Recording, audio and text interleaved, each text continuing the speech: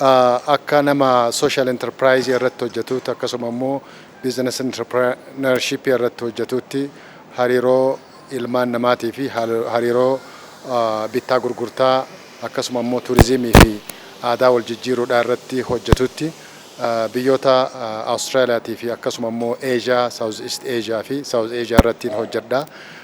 Kanuma kana isa kana immoo muuxannoo asirraa argadhee fi beekumsa asirraa qabu gara biyya kootiitti fiduun hariiroo gaarii akka qabaatan godhuun yana keessa ture. Yaada kana immoo Komishinara Oromiyaatti wajji yeroo dheeraadhaaf wal beekna waan tokko tokko irratti yaada wal jijjiirra waan ta'eef akka tola ooltummaatti dhimmoota turizimiidhaatii fi daldalaa irratti uummanni keenya akkamitti akka jabaachuu qabu kan jedhu irratti mul'ata na keessa jiru.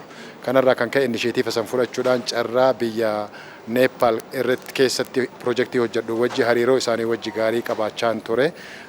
Carraa torbee turizimii Oromiyaatti fayyadamuudhaan akka karaa adde laliseedhaatiin affeeramnee garana dhufnu jechuudha. Yaanni jalqabaa akkaataan itti jalqabuu itti danda'e torban turizimii Oromiyaadhaa kana achumatti namni keenya walitti ibsachuu qofa osoo hin taane addunyaalessa akkamitti akka godhuu dandeenyu. San keessaa immoo namoonni dhufan kun namoota potenshaala qaban taargeetiin nuti barbaannu maal akka ta'e xiyyeeffannoo godhuudhaan fakkeenyaa fi hariiroo an biyyattii fi mootummaa wajjii qabu irraa kan ka'e namoota kan akka nu amananii ana amananii biyya kanas amananii maayila yookiin kiiloomeetira hanganaa qaxxaamaranii dhufan nama tokkoyyuu amansiisuun baay'ee ulfaataadha. Haa ta'u garuu immoo imeeja yookiin immoo fuula biyya teenyaatis Oromiyaatis Itoophiyaatis akkasuma immoo Afrikaatis maal akka fakkaatu alagaadhaafis ibsuun barbaachisa akka ta'e waaniin itti amanuuf isa kana karaa formal ta'een karaa Komishinii Oromiyaadhaatiin akka dhufuu dandeenyu artistoota professional ta'an warroota bebeekamoo biyya isaanii keessatti illee akkasuma immoo riijina isaanii keessatti dhiibbaa guddaa uumuu danda'an keessattuu bara teknooloojiin akkanatti guddatee jiru kana keessatti karaa sooshaal miidiyaadhaatiin karaa tiiktookidhaatiin artistoonni kun namoota miiliyoonaa ol hanga miiliyoona lamaa warra qabantu jira. Bittaa gurgurtaan daldalli turizimiin aadaa waliin waliigalatti addunyaa walitti hidhuun fi akkasuma immoo teknooloojiin dhiibbaa guddaa godha jedhee waan itti amanuuf isa kana itti fayyadamuu qabna kan jiru.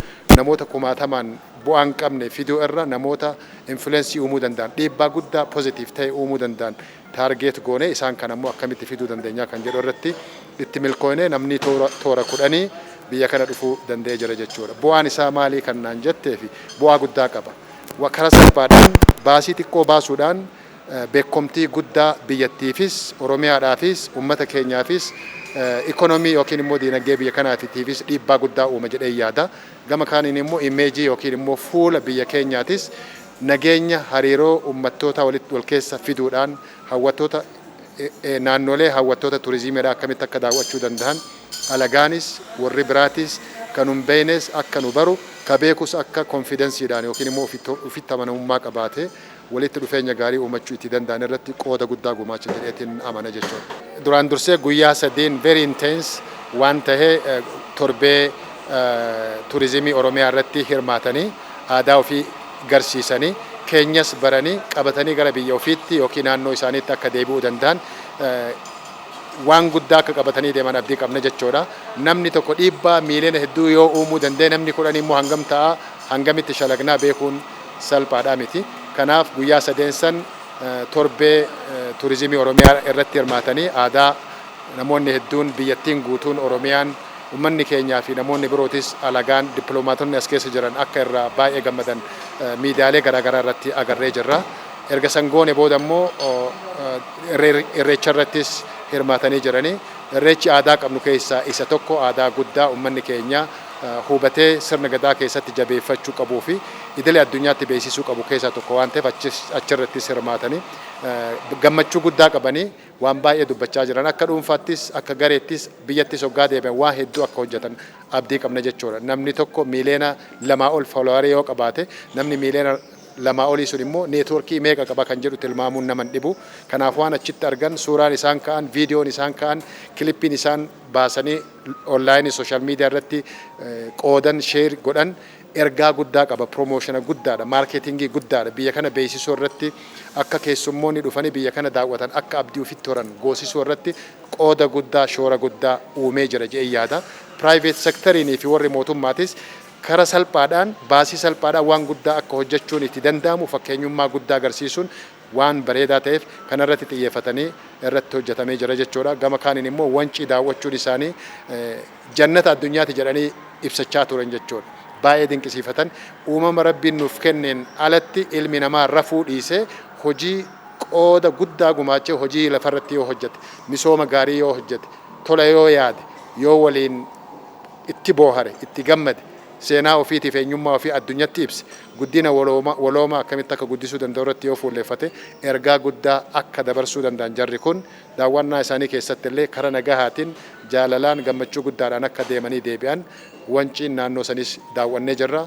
Muuzeema as keessa Finfinnee keessa jiru Adwaa muuzeem jedhame ziiroo irraa jalqabee hanga sadarkaa garaagaraatti daawwatanii baay'ee dinqisiifatanii aadaa wal fakkaatu, gootummaa wal fakkaatu, seenaa wal fakkaatu qabna jedhanii irraa ibsachaa turanii. Inxooxxoos akkasuma ka uumamaan qabnu san dabalatee immoo misoomsuun isaa yeroo gabaabaa kana keessatti tilmaamigaa waggaa 5 waggaa 10 as deemu kana keessatti yoo akkanatti jabaatee namni hundinuu gajjallaadhaaf gubbaanis ummanni fi mootummaanis hariiroo wal jidduu qabaate warri faallaa waliitis walitti dhiyaate yoo waan gaarii kan yaadu taate jijjiirama guddaa fiduu ni danda'ama jedhee yaada. Daawwattoonni keenya kunis artistoonni kunis kan birootis dinqisiifannaa guddaa akka qabaniin argaan mataan kiyyayyuu waggaa 5-6 dura as ture waan hin jirre tokko dhabamarraa gara argamatti waan kanneen godhuun really impressed baay'ee itti gammadee jira. Fuula duraaf immoo waan baay'eetu nu eeggata, chaalenjii guddaatu jira. Waan kana irratti immoo waloomne keessaa fi alaan akka waan kana guddisuu dandeenyu irratti tilmaamee xiinxalee jira jechuudha. Actually an tola ooltummaadhaan goodwill ambassador ture amma immoo turizimiin Oromiyaadha global ambassador for visit Oromiyaa jedhanii akkasitti maqaana dhahanii jiranii san qofaami maqaa sanuun barbaadu akka lammii tokkootti akka dhalataa biyya kanaatti akka biyya biraatti baradhee guddadhee mooxannoo argadheetti hariiroo uummattoota wajji qabaadhutti biyyoota adda addaa deemee argee jira waliinis hojjedhee jira mooxannoo argadhee fi haala amma jiru kana akka ajaa'ibaattiin ibsaa. Fuula duraaf immoo chaalenjiin guddaan hojiin guddaan akka nu eeggatu mul'ata keenya san kaayoo keenya san waloomne akka bakkaan gahuu dandeenyu irratti waan akkasiitiin tilmaama jechuudha. Akka nama goodwill ambassadaraatti akka tola ooltummaadhaan waan kanneen hojjedhuutti mootummaanis ummaninis private sectoriinis kunniin hundi gajjallaa fi gubbaanis wal dhagahee biyyaa fi uummata illee akkamitti akka kunuunsuun itti danda'amu waan kanaan irraa baradhe anis akka nama tokkootti biyyoota adda addaa keessatti waan xiqqoo an kontribiut godhu gumaachu sun waan guddaa uumuu ni danda'a jedhee tilmaamuu danda'u qaba. Kaleessa yookiin torbee irraa yookiin guyyaa irraa biyya takka Finnee biyyoonni ollaa Afrikaa dhufanii ardiilee jiran yoo xiqqaate ardii 5 walitti hine akka biyyattii tanaa fi uummata keenya qabeenya uumamaa lafa bareedduu qabnu kana akkamitti akka beekuu danda'an hariiroo kana irratti hojjechuun hariiroo kana uumuun baay'ee barbaachisaadha. Open mind namoonni ta'an namoota negative territory keessa hin deemne positive ta'anii of jijjiiruun barbaachisaadha. Duraan dursee aan of jijjiiruu qaba. Namatti waa dubbachuu dura of jijjiiruu qaba. Erga of jijjiiree naannoo kiyya jijjiiruudhaaf tattaaffii godhuu danda'uu qaba jechuudha. Umrii meeqa akka jiraannu hin beeknu. Boru duunaa irra duunaa yookiin immoo waggaa irraa duunaa hin beeknu. Haga jirtutti waan gaarii hojjechuun barbaachisaadha. Yoo garaagarummaan jiraates garaagarummaa san dhiphisanii walii wajji dhufanii akka ilma namaatti waliin haasawanii sammuu bilisaatiin jijjiirama uumuu irratti hawaasa keenya kunuunsu biyyaa fi uummatas guddisuun barbaachisaa waan ta'eef kan ammoo fuula duraaf akka walii wajji waloomne warri miidiyaatis warri teknoolojii irra hojjetus warri siyaasaatis warri daldaltootaatis qotee bulaanis horsiisee bulaan hundinuu hawaasa hundi isaa hawaas dinagdee isaa jabeeffatee abbaa biyyummaa isaa akkamitti waloomaan mirkaneessuu danda'a irratti kara bilisa ta'een walitti dhufeenya gaarii akka qabaachuuti dandeenyu waan kanaan yaada jechuudha. Even though Hamza is born in Ethiopia, he lives in, and he is an Australian citizen, and he has very good connection with Nepalese people also. We are together from last 2 years. He's a very humble person. He's going to do one project in Nepal to develop mutual relationship between Australia and Nepal government. He's doing very great, I know. And I'm to thanks to Mr. Hamza and more thanks to Commissioner Lelise for giving us this opportunity to visit Oromia and to participate in Richa festival. Thanks to the every peoples for their love, their respect, and I really appreciate that.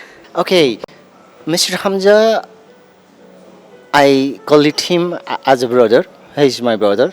As I say, we are born in a different path, but our mentality is the same. He's an author. He wrote many books. He is a film scriptwriter. He's the business person also. He stays in Australia. He came to Nepal to do some diplomatic works. I met with him and we discussed about these philosophical things, and you know, he he delivered me the message of the Oromia, festival, and he initiated. He proposed to the commission, and then the commission has agreed with him. Because of him and because of tourism commission, we are here to celebrate the Iricha festival, to exchange the cultural things. He is one of the very well positive person, we can say. He is very nice person.